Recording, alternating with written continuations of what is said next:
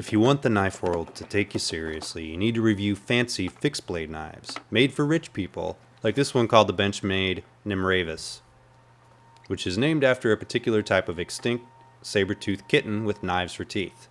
So unless you'd like to see my YouTube paleontologist certificate, let's go over the overall length of this knife. The blade length, the tactical cutting edge, the handle length, the grip area. Could I turn that into a song?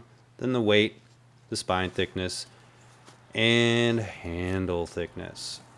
Alright, on Benchmade's website, this is considered a, quote, tactical knife, and it's also technically a loaner blade that was not bought for tactical reasons, unless beating on wood, breaking apart and carving wood, and cleaning small game is tactical. The blade and tang are made out of 154 cm steel, the same steel in the garden variety Griptilian, or 551 as knife people know it, which I found sharpens easily and holds an edge a reasonable amount of time, at least it does on my Griptilian. The blade style is a drop point with a high flat grind. It's covered in BK1, which is a polyceramic coating, and it's said to last longer than BK2 from Benchmade because of ceramic. The handle is nice and comfortable, and it fits my hand well. The anodized aluminum scales provide some traction, cause the ridges. You can get the Nimravus murdered out with black scales too, because tactical. The grip has a nice big finger area for your index finger, or is that your pointer finger? I don't know. You know what I'm talking about because you can see it. And then there's some jimping up top near the blade, where the handle meets the blade. It ain't sharp, but it's kind of aggressive. I personally like jimping that's a bit closer together and finer, like on some Spyderco knives. It has a lanyard hole on the back for your favorite lanyard sculpture, and okay, moving on. And since this knife doesn't fold, I can alternatively drone on about the sheath for a few minutes.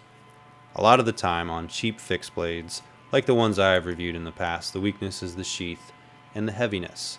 Now, the retail on this knife hovers between 150 to 170 bones, depending on which of the two pretty colors you want the scales to come in, or if you want a partially serrated blade like some sort of uncivilized person. This sheath is way better than a cheap sheath. The sheath is Molly compatible, and you're like, what's Molly? Malay, melee, mole. You can remove, you're like, oh yeah, those. You can remove the top section if you aren't mounting it to your tactical pack, or if you don't want it to dangle that far.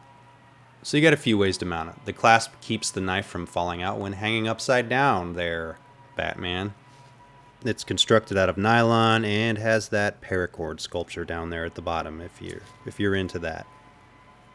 Now, this knife overall ain't much different in overall size than the Crooked River I just reviewed. See, here's like a little taste. But it's got a longer blade and it's a touch heavier, less than an ounce. This fixed blade is pretty light and nimble actually. Other than the Vanderbilt Rover, it's the lightest fixed blade I've reviewed. You remember the one you said looked like your kitchen knife? So let's do some feather sticks, or I don't know, shave some wood, or whatever I do on this channel. It feels light in your hands too for its size. It's not overbuilt when it doesn't need to be, like cheap stuff. It feels lighter in the hand, which means less fatigue when cutting. I mean, I guess the knife is made for fighting or combat or whatever, but I'm sure my huge Special Forces audience will appreciate this review. Sorry that not a single person was stabbed in the throat.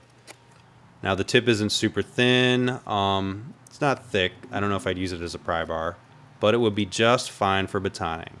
Now, the guy who loaned me this said I could abuse it just a little, so why not baton one piece, right? One piece isn't going to hurt. No harm from that. Benchmade's 154 cm is pretty easy to sharpen and fairly wear resistant, right? So it's not going to hurt it. Now, one thing to note that is if you do a lot of this, the coating will start to wear, as it did in one spot here on the blade edge. The knife was still razor sharp though after the light use you've seen in this video and some of the stuff I've edited out too. I'll let the real owner beat it up because that's knife etiquette. So yeah, this is a nice, light, reasonably sized fixed blade. It's not overkill and it's not too heavy to be impractical. In fact, other than the Vanderbilt Rover, I guess the Spyderco Temperance 2 is a pretty good one too, but those three. Anyway, these are my three favorite. So, unless you're going to go full lumberjack in the backcountry, it should handle just about anything you can throw at it. Or throw it at. If you like this review, subscribe to my channel, give the video a thumbs up, leave a comment, subscribe to my Instagram account, and give yourself a pat on the back because you're looking pretty tactical today.